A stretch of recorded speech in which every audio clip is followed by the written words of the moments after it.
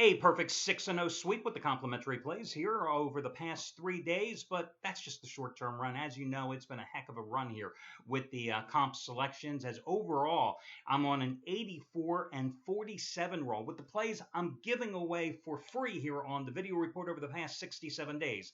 And today I have a complimentary play on the over-under for Kansas City, Denver.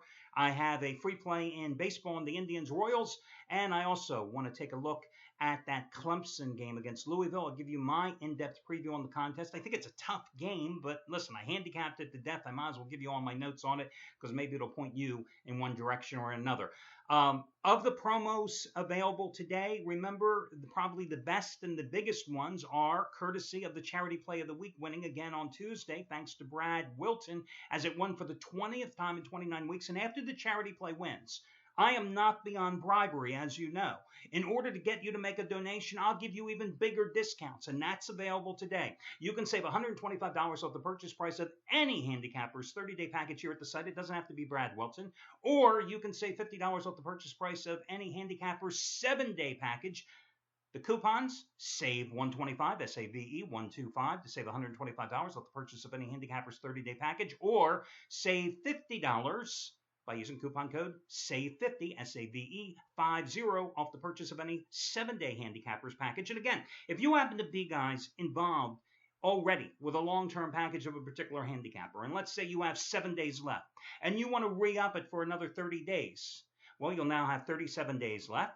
You'll save $125 off the top. And if you have any instant rebates, those are applicable as well. Should you ever have any questions, just contact customer service. That's what they are there for. And if you haven't yet made a donation, I'm bribing you. I'm asking you to do so because without your help, this community of caregivers that I created over 4 years ago and has helped countless families and individuals in times of financial crisis over the years, well, it just doesn't work.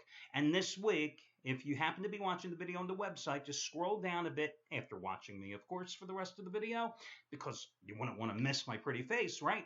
The Fuller family, in all seriousness, the Fuller family outside of Aurora, Colorado, the mother of the family, Shannon Fuller, passed away at the age of 42 just about 2 weeks ago. Left her husband, 2 small boys, 12 and 9 years old. She was the breadwinner of the family. Somebody put up a fundraising page to help the family with short-term expenses they're encountering now. So I'm asking you to make a donation. I don't care if you donate $5, $50, $250 like I did. You'll see my donation there. I just ask that you participate because that's the key thing. The other key promo today, of course, is going to be Steve Buden's Cali Cartel, the #1 football crew for him last year, pro and college combined, when they went 27 and 14 overall with their selections. Today, 50-dime football winner number 22 out of 30 on the Broncos-Chiefs side.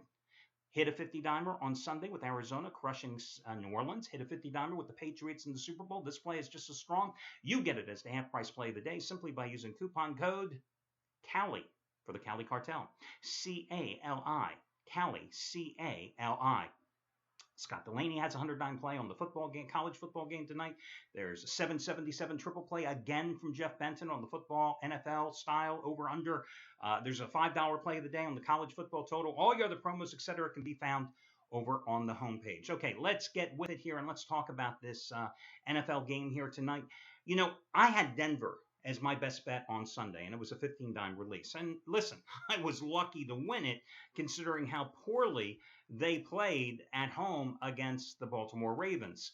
The one thing that showed me is that the new offense that Gary Kubiak has installed isn't going to work that well until the offensive line gets some cohesiveness, gets some chemistry, and gets healthy. Because Peyton Manning was under attack. I mean, he was sacked 4 times. He was hit 5 more times by the Ravens in that game. Not that the Chiefs have as good of a pass rush as the Ravens, but they're going to bring the heat. It's going to be a loud environment at Arrowhead tonight, and I think that's conducive for Manning struggling again. Now, it's well documented that he hasn't thrown a touchdown pass in the preseason, here in the opening game either. The running game was pretty much stopped in its tracks by the Ravens as, who are the running backs? C.J. Anderson and Ronnie Hillman, 24 combined carries, only 70 yards. I think they'll have a little more success against Kansas City here tonight. Now, in terms of Kansas City, Alex Smith looked great against a very good pass-rushing Houston Texans team. 3 touchdown passes in the first half of that game as Texas fell down early. Made a late rally behind Ryan Mallett in garbage time, but still, it was an easy win, all things considered, for Kansas City. I don't expect Alex Smith to have quite as good of a game against a ferocious Denver defense, led by DeMarcus Ware, led by Von Miller, under the leadership of defense coordinator Wade Phillips. I mean, this team definitely did a great job against Baltimore last week and really harassed Joe Flacco. And remember this, Kansas City's offensive line is rebuilt. They've got a couple of new starters along the front line. I just think that this is going to be a situation where if the Broncos got Joe Flacco, sacked him 2 times, hit him 9 times, I think they're going to be able to get Alex Smith as well. I just think that this game is going to be a low-scoring affair. I see the total is 42, and normally you'd say, oh, man, it's the Broncos, it's Peyton Manning, this number is too low.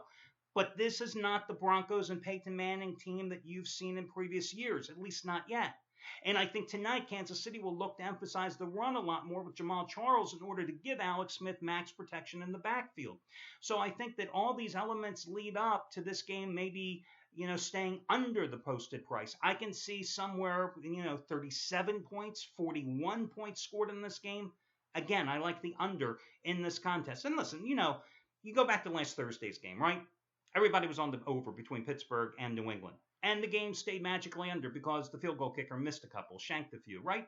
You never know how it's going to play out. You can only handicap the game. You can't forecast turnovers. You can't forecast missed field goals, missed extra point attempts. But I think tonight this is going to be a defensive battle, and I'd rather lean toward the under. I'm also going to take the Cleveland Indians again. And Corey Kluber here is going to be making his first start in a couple of weeks after being sidelined with a hamstring injury. Listen, he's got a 2.80 earned run average in 13 home starts this year, 2.4 in 17 home starts last year, 2.76 in 2013 in his outings at Progressive Park.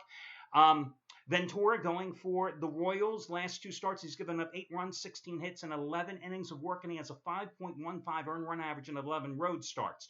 The Indians have taken 2 out of 3 in the series.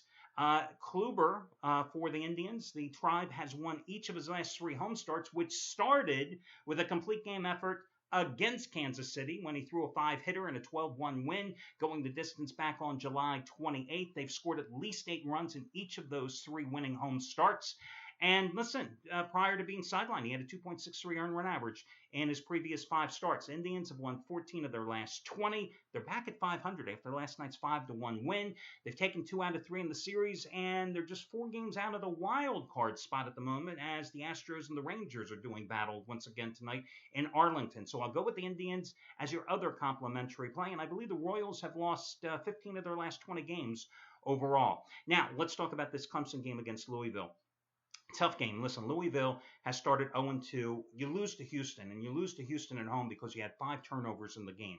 You fall down behind Auburn in Atlanta in your season opener 24-0 at the Georgia Dome. Then you come back and get the backdoor cover.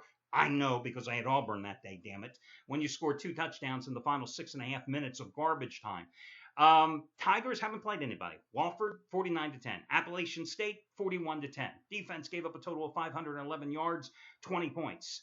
But only 2 sacks. And this was the number 1 defense in terms of yards allowed last year in the nation. But it's a defense that lost 8 starters from last year's team. Meanwhile, offensively, they only have, I think, 1 offensive lineman returning. So Deshaun Watson off to a great start, but will he be pressured like he was in last year's game against Louisville when it was just his second career start? He was 2 for 6, -5 net yards, and 10 yards rushing, and he was knocked out of that game subsequently with a broken hand.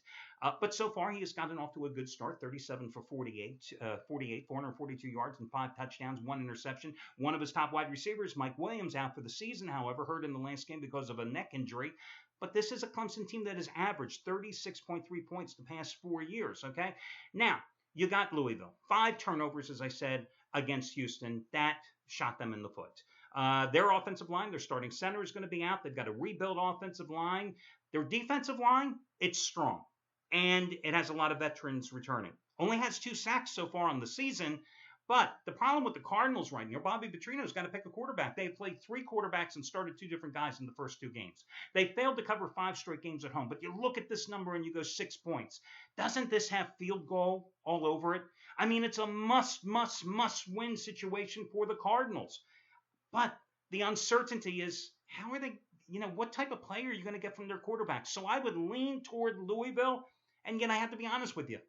I could see Clemson blowing them out too, but I think Louisville plus the points is the way to go. Again, I had handicapped the game. I figured I'd give you my analysis on it because it's just a damn tough game. Well, that'll do it, guys. Best of luck to you all, and I'll catch you again tomorrow when we do this one more time.